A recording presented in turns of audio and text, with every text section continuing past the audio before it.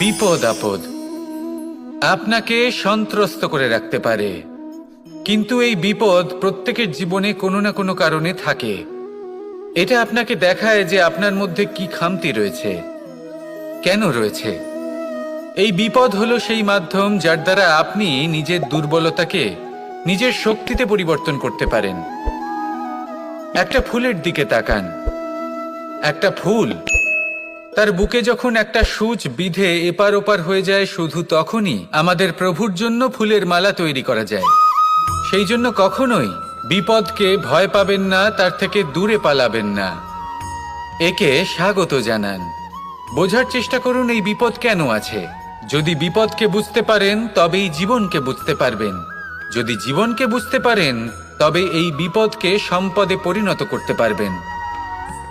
আসুন আর আমার সাথে ভালোবেসে বলুন,